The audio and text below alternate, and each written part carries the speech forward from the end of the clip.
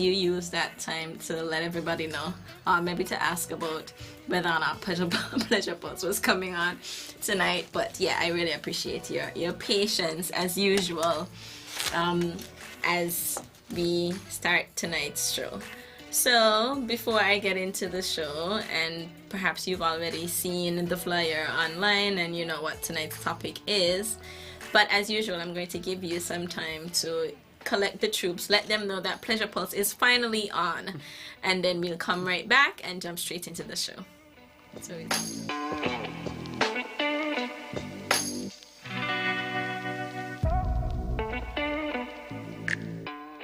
hi, welcome back to Pleasure Pulse, a very, very, very short break. And I'm your host, Roma Richardson, and I'm actually not sure how much the camera is picking up, so I'm not sure if they can see you, probably. So you already know who my guest is, and you probably saw the flyer as well. So my guest is Carla Astaphan. Thank you for inviting me, the illustrious. Why don't you introduce yourself? Maybe this is a different space that people don't usually or ever see you in, but let them know whatever you want to share. So hi, I'm Carla Astaphan, and Roma told me about the show quite a while back. I thought it was a very interesting concept. So we finally got together and said, let's do this. So I'm happy to be here. You know me in many different, I've been on radio. I've shared quite a lot on different radio stations. So I'm not at all shy. And we're going to address a very interesting topic tonight. So, gear up. And by the way, Roma, yesterday was my birthday. So happy belated birthday. Yes. Oh, yes, you did go up in church with my mother and my aunt. Yes. Happy belated when is birthday. your mom's birthday? What is today? Today is Tuesday. I think it's Thursday. It's Thursday. Okay. The 6th. All right. Well, so we're all Gemini people. Yeah, that's so and nice. I'm sure growing up with a Gemini mother, what that is like. I don't. I think, growing up, I really didn't pay too much attention to astrology. And actually, I had a best friend who her birthday is at the end of April, and I am May 13th. And it maybe took me 10 years to realize that we were the same astrological sign, because it's just not something that What's it like?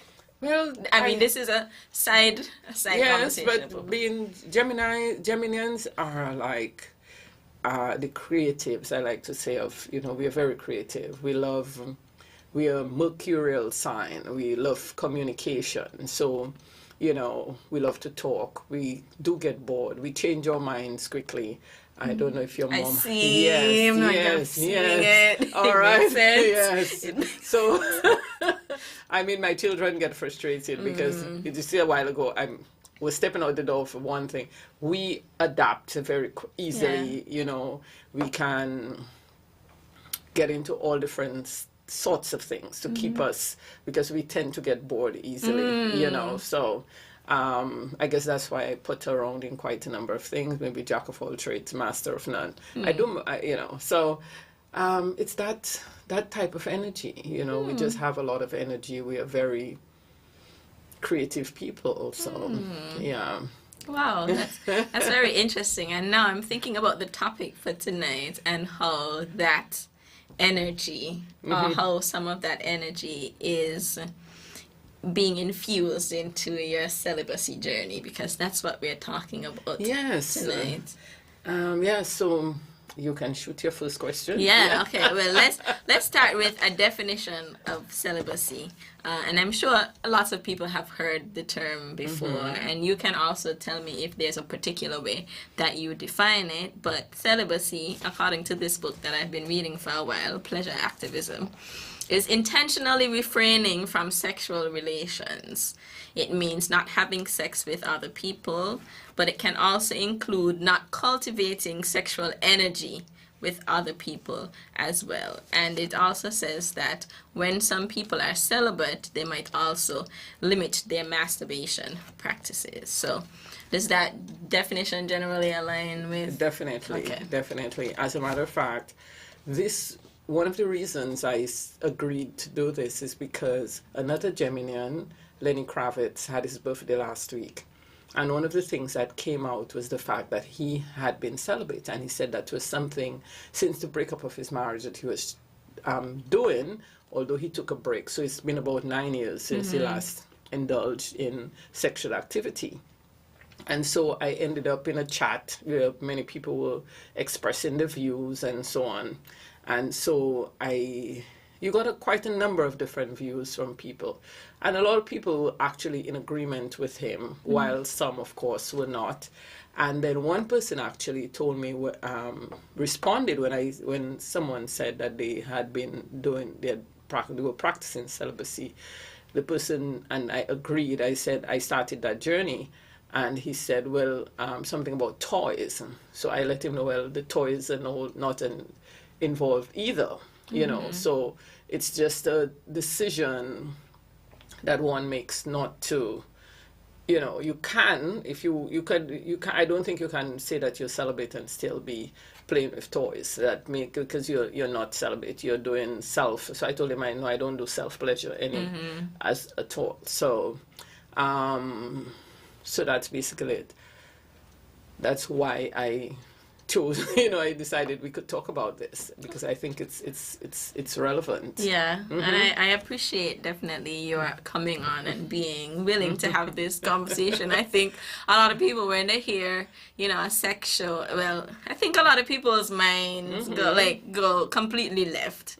And it was actually an intentional decision for the show, and I had a previous one like on a different radio station, not to be that, like something that will take you left, because I feel like we often do well at having like those kinds of conversations that are, well, first of all, a lot of them are actually avoidant of some of the core issues and so on. You could talk about, what you can do and these kinds of things, but you don't necessarily talk about pleasure. You don't necessarily talk about desire. You don't necessarily talk about celibacy and just the ways that we are actually doing things to derive and achieve certain levels of enjoyment and fulfillment with sex or without sex. So what motivated you, aside from, seeing the Lenny Kravitz? Well, it's been quite a number of years for me now. Most people may doubt it. I think for me, one of the things, I want to go all the way back. Yeah. Right? You and I are both Christian Catholic. We grew up Catholic. Somebody wrote something the other day about Catholic guilt. That we know we get the teachings, and I'm sure other people in other churches who grew up strongly Christian would have those same sorts of guilt when indulging in stuff that is not, in keeping with the Bible as we are being taught.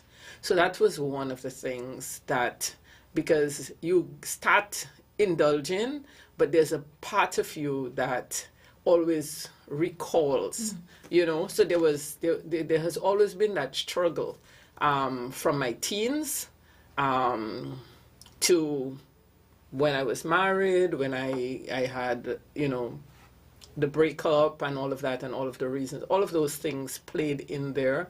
You would always have that, so in our Catholic tradition, you have confession and so on, which is a form of therapy. So there's that aspect where there was this struggle throughout my years. As a child, I was always called, I remember being 8 years old and being called sexy by boys on the street. I remember running from boys as a child. I had some, to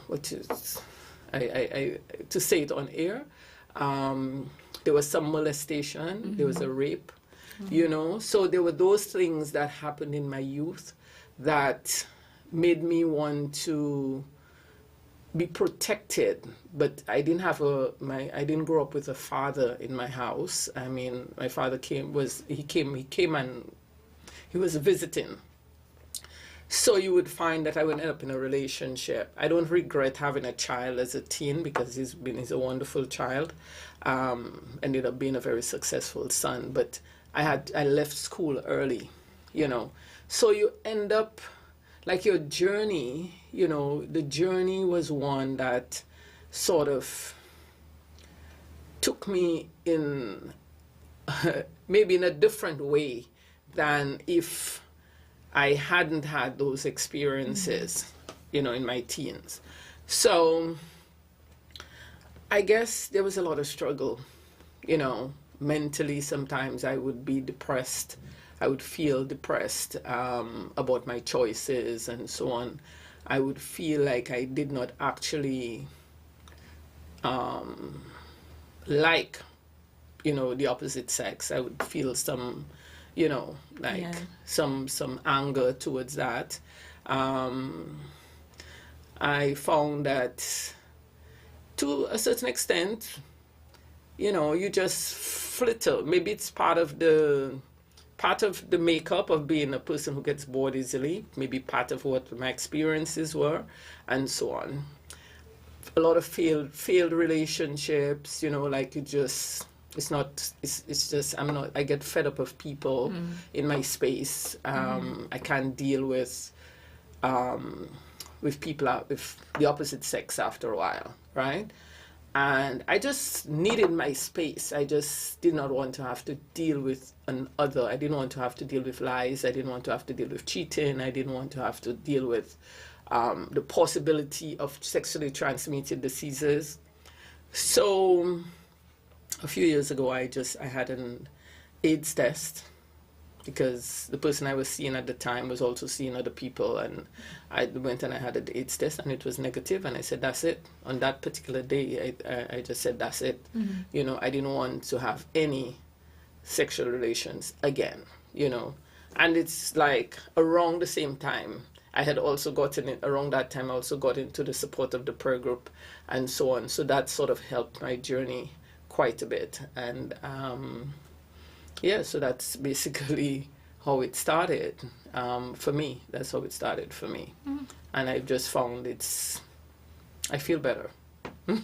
That's good. And I'm so sorry, like that, some of the experiences that you mentioned in your childhood. I'm really sorry that happened. And I think you also know that it's so many people. Yeah, the thing is, it's too many people. It's too many, yeah. So I mean, a lot of times I tell people I understand, the path, that some women take, because we never know what women are going through, what they may have experienced. And not everyone, people like to tell me I'm very strong. I have had support of my friends, I've talked to my friends. So it's not as if while I'm sharing on your show it doesn't mean that I didn't share it with other people. So it required a lot of strength, processing stuff, reading a lot. I've been to therapy, that's something we tend to shy away from, not wanting to do the work that it requires for you to get better.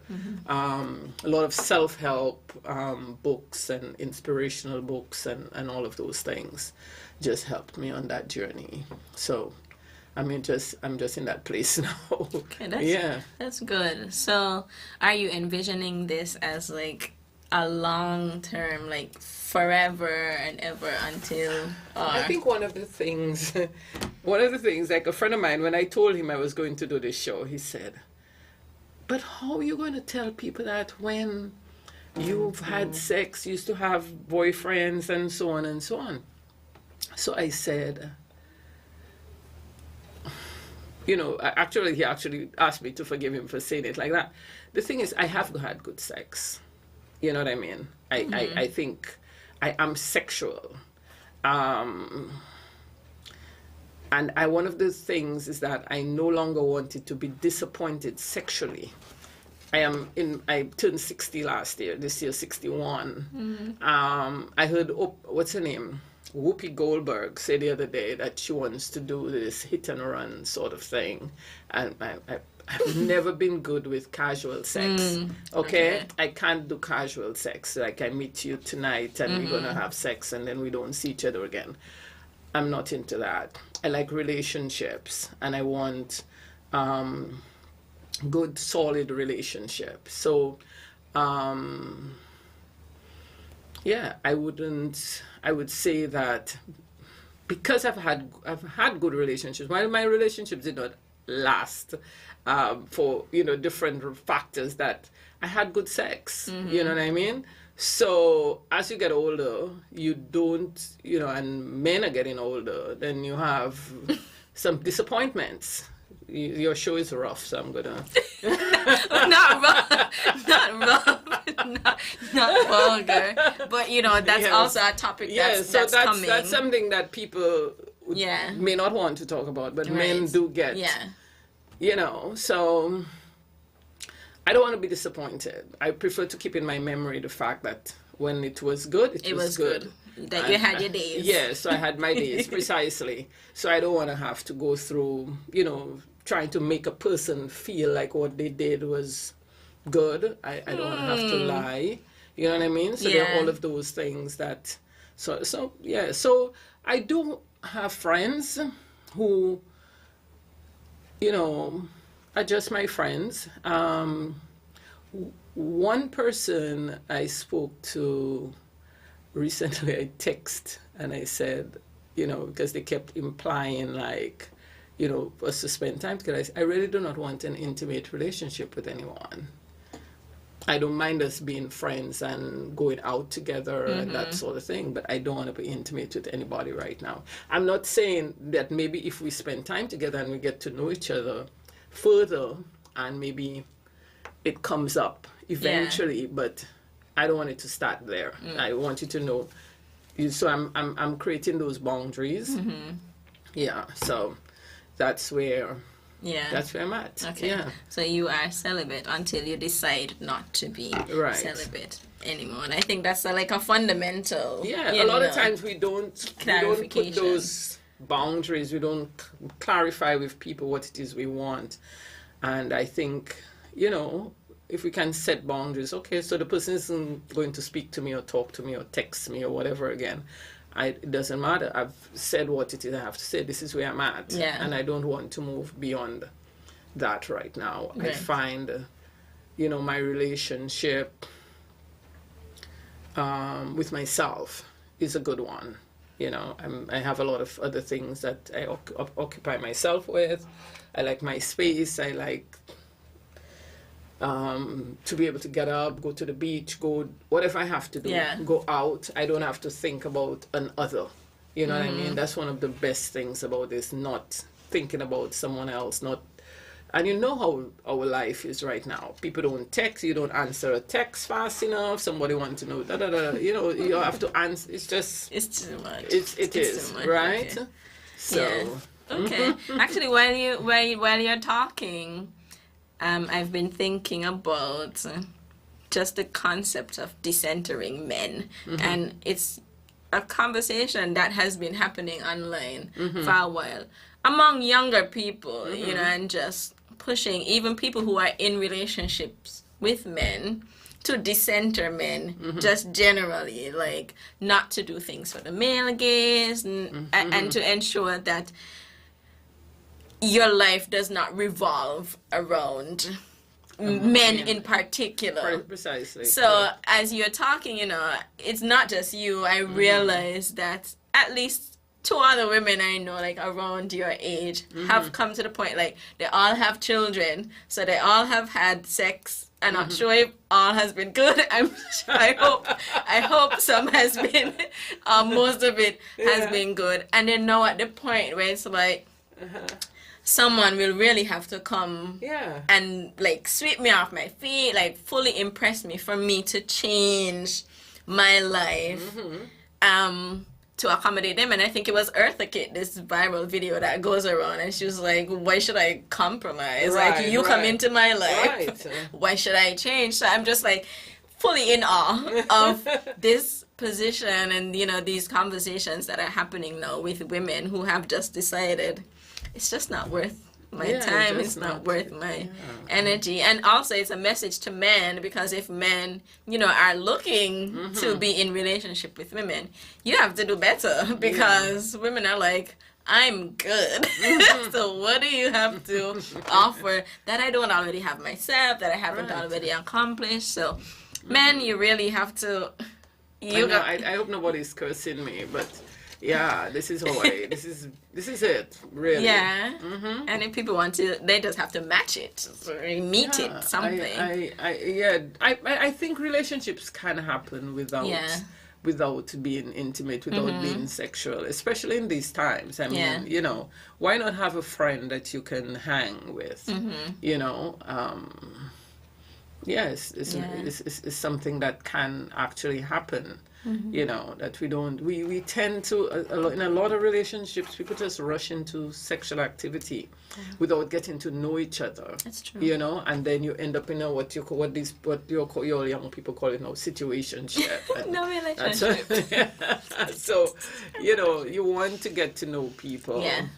Yeah. I've definitely said on this show before that we don't date. We don't have a culture. And that's just it. Of dating.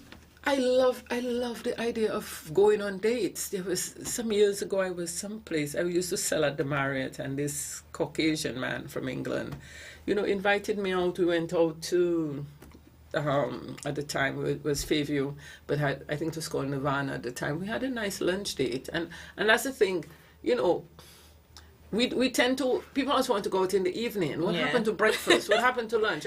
I told, you know, this couple of years ago, I went to breakfast with a guy.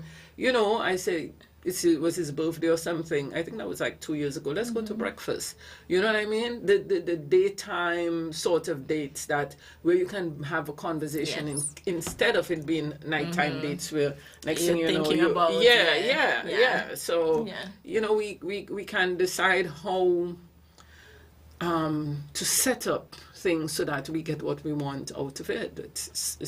I guess maybe I'm old-fashioned anyway. So. I mean, and I don't think that a lot of us have been taught to date. So I think there is that. Maybe there's some degree of like old-fashionedness, but also a lack of intentionality towards like actually teaching people how to date and normalizing dating and letting people know that like it's okay to go out with somebody before you multiple times before you do anything, and it's okay to go out with multiple people, and it's okay to go out with multiple people at the same time. That's because all okay. we live in these small societies. People might see you go out with one person today, another person tomorrow, and they're like giving you a name. But the thing is, you need to explore. You need to talk to people. That is why now, when you look at speed dating, you know, people are speed dating at a table. It means you're getting a chance to talk to many different people to see who you click with, who speak in your language, you know, and that sort of thing. Yep. And that's the point. That's the point that we miss. But when you were talking about your friend and, you know, he's asking you how you're going on the show to talk about celibacy when, you know, are there any other myths that are about celibacy that you would like to address? Or have you received any other types of questions that point to myths in your celibacy journey? Well, I think some of the myths is that people engage in self, you know, in self-pleasure. That would be one of the myths. You know, that you are all maybe asexual, you no longer, you know, feel that way. But of course you will, you have twinges. Fortunately for me on my journey, let me put it this way.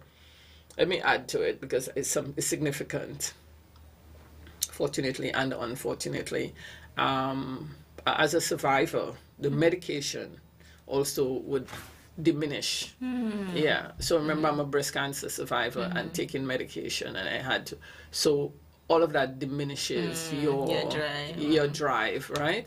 And as you get older, of course, and high blood pressure medication also diminishes one's drive. So that in all fairness, my drive is also diminished, right? So that is, but it doesn't mean that I don't have the drive from time to time. And the body is I don't know if you may not have experienced that, but the body is, it's happened to me at various times. So you get up from some weird dream, you know, because your body has this need, and so it will just create a dream where you get up in some sort of pain. I mean, that's the reality. So thankfully, it doesn't happen to me much, but maybe once in a blue moon, you might get, you know, something on your dreamscape that's like, makes you get up. Oh, sorry, can't say that, you know. So that's one of the challenges. That's one of the things that would, Okay, all right. What about the impact on your personal relationships and interactions with others? So it doesn't seem like there are intimate relationships in, or you seem like you've said. Yeah, leave that alone. Yeah, but how has it impacted your? Well, I'm just very clear. I'm just very clear on it. So I'm not putting myself in any position. You know, I get along with a lot of my exes. And Me too. Yeah, I like, you know. So I am, because I get along with them doesn't mean I'm going to go curl up with them. So I'm happy for that. I don't have, as I said, I don't have to answer to anybody if I want to go hang out with this person, because you need that male energy around you. So from time to time, I may, you know, say hi here. You know, somebody may pass by me. That's, you know, that sort of thing, but nothing. You know, I hang out with the guys at the beach, chit chat. I don't, you know, I'm not going to be flirty and stuff, but just talk to people. Okay. Yeah. So you don't think you have necessarily lost friends or have had people view you differently? I think I've lost one friend. You know, someone I like. We did have a relationship at one time, sort of, you know, and so that's the person I had to say that I didn't want to be intimate. So that's, I don't know if it's lost, but we haven't communicated for a couple of, for a while. So. Okay. And sometimes that. Yeah, so that's fine, because maybe what he wants and what I want are two completely different things. Yeah. So, I'm cool with that. Right. That's and I'm like, you know, that's an important conversation too, because, you know, as we talk about dating and things like that, I think a lot of times it's like one person wants something, the other person wants something different, and they're not willing to say, okay, we're not meshing, so let's part ways. It's like one person trying to bring, you know, them over, the other person trying to bring them, instead of saying, actually, we want very fundamentally different things, and you should go and find somebody or go in search of someone who wants that. And I think respectfully, if I know that I'm not going to be intimate, let me give him room. Be honest, and give him the room to explore, to find other people, someone that would be more in line with what he's looking for. It's just not me. I don't, you know, I just wanted the friendship, you know, because we know each other, and so that's that. It's cool. Okay. Yeah. You did share some of the challenges that you have experienced while you've been practicing celibacy, but can you, I guess, tell us more specifically how you've dealt with some of those challenges? So, like, in a situation, even like the one that we were just talking about with the person, like, not deciding not to be responsive anymore, like, how have you responded? How have you dealt with and other challenges? I think because I guess because I'm so busy I with my work, I have, you know, my life is full, so I don't really miss that. If it was a case where I'm not needy, you know what I mean? Maybe once upon a time I was needy. You know, I would have felt away, but no. I may feel a little bit slighted because, you know, but I can't say that I think I'm so busy it doesn't really matter to me. You know, as my time is full, and when I'm not doing anything, there's Netflix, there's you know, there's friends to talk to. You know, I go hang out. As you know, I swim a lot, I walk a lot, I do. So there's so much stuff. You know, I can go in my pottery studio. Yeah, I think I'm lucky to have all of these outlets. A lot of people don't have that. They Yeah. don't have something else to Yeah. do to take their mind away from Yeah. yeah. Because I mean, yeah. Sorry, go ahead. And I also like going out by myself. I'm very good going out by myself. People see me out, or guys would, why don't take me to the beach with you? Why, this is just I don't that's just like, or take me walking with you, or take I just move. Even my girlfriends, I have friends who tell me, pass for me when I know, because I just get up in the spur of the moment. I never know what I'm going to do. I cannot plan with you, Roma, to tell you, let us go walking, because I really do not know if when I get up tomorrow morning, I will feel like going walking. So it's my mood. It depends on what I feel like doing at a particular time. So, yeah, the thing is, I'll tell you, it's not, the reason it's not a challenge, I think in the years since I've started that, I have built my prayer life. Okay, I'm not feeling that guilt that I once, because remember when I started telling you there was this Catholic guilt that, a friend of mine actually mentioned that we have this guilt that we feel whenever we do something wrong. So that's no longer there. I don't, that's one thing. I'm glad I've crossed over that, because I feel as I've built a better relationship with God, I'm reading, spending more time, quiet time, and that sort of thing. It's been good. I feel better. I mean, when I was a teenager, I remember going to going to a youth retreat, and someone had asked the question about going up for Holy Communion, and you live with a man, right?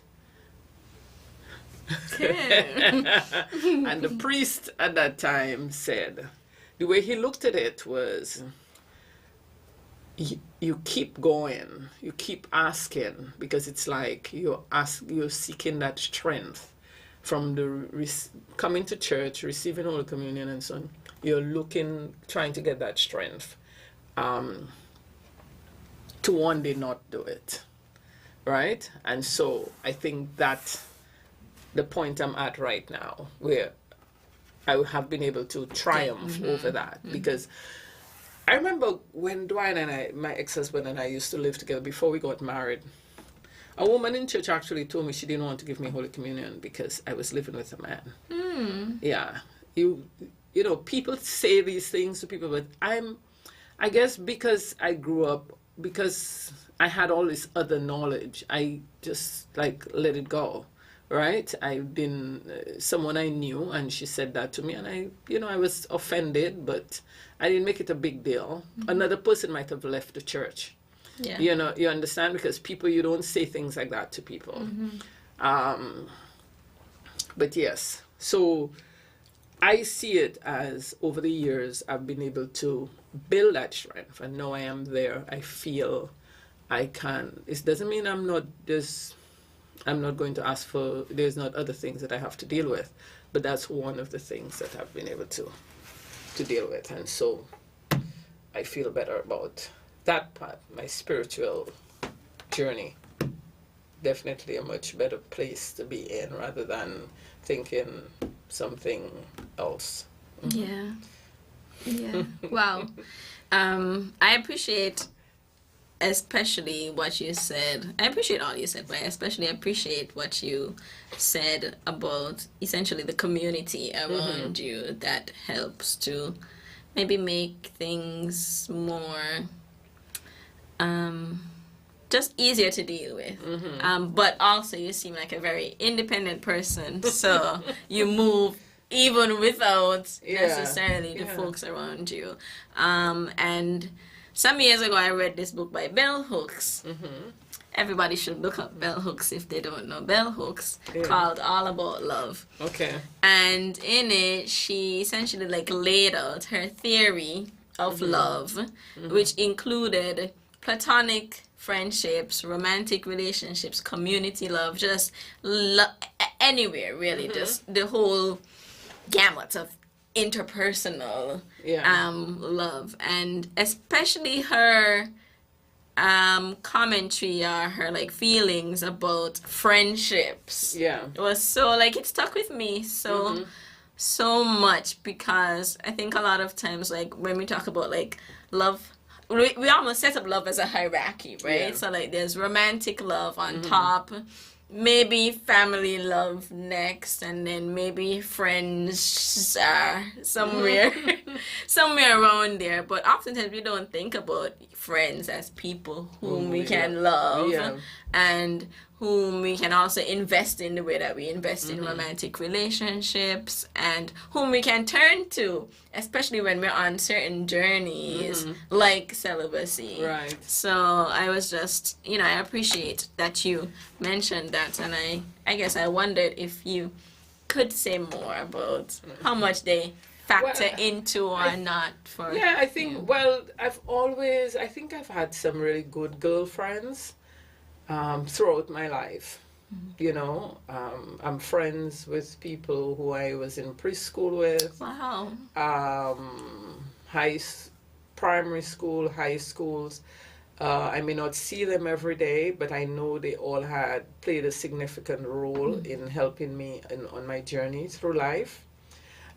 In St. Kitts, I've had some really good girlfriends who was, for many, many, many years, and a lot of us are in the same age range, although I've discovered new friends as well.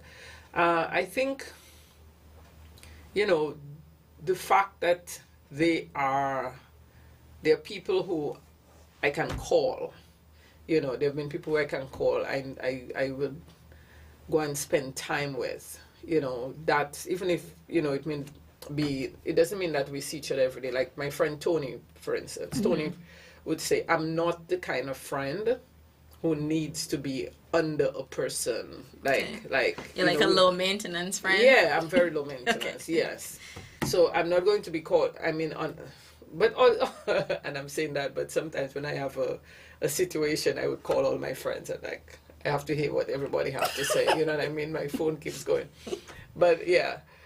So, and they can do the same. But, so in this time, I'm happy my life doesn't have the amount of drama it used to have, to be quite honest. Yeah. Okay. So I'm sure we still spend time. We still find time for each other. I'm happy to have some really good sisters as well. Like biological sisters, yeah. So my sisters, they don't live here, but we can spend a good amount of time on the phone. So they're good ears to have. Okay. Very supportive. My children know me, so I'm not the easiest mother, so yeah, I think it's good. They do. I'm sure. Well, no, my older daughter likes to say, "You need to get a boyfriend. You stress us out less." Because you'll stress him out more. Yeah, she said, "No, Dave, because you'll go out, you'll be doing things." Yeah, just see you less. Okay. Like it's like I'm on their case more. Mm-hmm. But yeah, so that's one of the things actually. You want. I think I made that conscious decision as well. As my daughter especially my teenage daughter was growing up, I said, I didn't want to have anybody around her.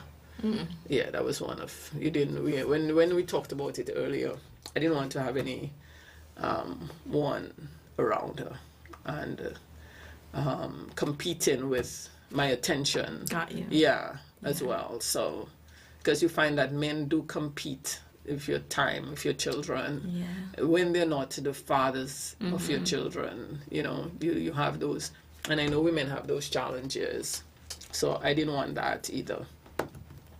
Okay. That's it. Okay. All right, let's take a break here so that we can both get a little breather, and then we will come right back and continue the conversation. It's an hour, so we probably won't be here for the full hour, but we'll take a break and come back.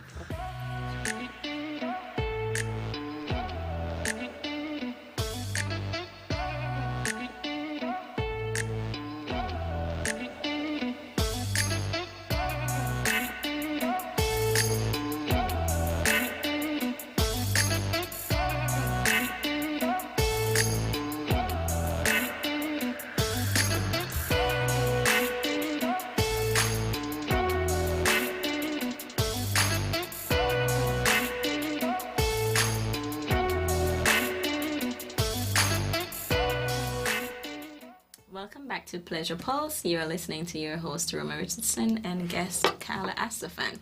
We've been talking about celibacy. And first of all, I'm sure some of you are wondering, what does that have to do with pleasure? Because as far as you know, this is a show that is predominantly about giving sex, providing sex education. But part of sex education is celibacy, is abstinence, and so on. The purpose is for it to be comprehensive and to provide all of the information, or as much of the information as possible, to listeners so that people can make informed choices. So it's not just to give you the tools to have sex, it's also to prepare you if you choose not to have sex, and how you can cope and deal with, maybe some of the pressures, some of the stresses, some of the questions that you might get on your celibacy or abstinence journeys. So we've talked about the motivations for celibacy. We've talked about some myths that exist around celibacy. We've talked about the impact on her personal relationships and some challenges. Now I want to hear from you, and we were discussing this off air, that you've hinted or actually mentioned certain things throughout the conversation, benefits that you've gotten from embracing celibacy, but I guess I just want you to bring them together for people listening, especially as we go into the last question. Okay, so we talked about a better spiritual connection, I think one of the things I will say, the fear of sexually transmitted diseases is gone, right? So, because as much as there are barriers that you can use, condoms and whatever else, a lot of times in the heat of the moment, you bypass those things. And nothing is 100% effective. Precisely. Yeah. So that for me is a big,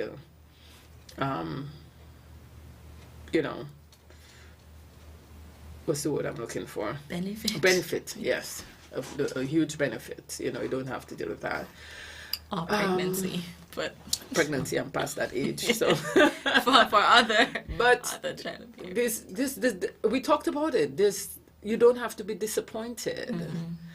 I don't know, in your show you talk about pleasure, but also as part of sex, there's also there can be some pain. There can be the vagina can. So, you don't have to worry about that. Like I tell my friends sometimes, I've forgotten that there's this body part. So, yes, I've forgotten this body part, right? So, yes, you feel cleaner, you feel, so all of those things. If there's anything else I missed, that I might have mentioned before. Okay, so you have spiritual, psychological, and physical benefits for celibacy. And finally, what advice would you give to people considering celibacy? And maybe they weren't considering it before the show, maybe they were considering it before the show, and no, we've had this conversation. So what advice would you give to people thinking about it? Well, I think it's something that you have to be ready to do. I would not tell anyone that they should do it. I don't tell people what to do. I'm not saying that. I'm not proposing it to anyone, because as I said, especially if you've been having sex, to stop means your body is going to be lacking this thing, and then next thing you will be craving it. So you have to be mentally prepared to decide, I don't want this. This is not something I want for me. And then you have the strength to see it through. Yeah. And you have to know what you're going to tell people, how you're going to approach people, how you're going to keep yourself from being, to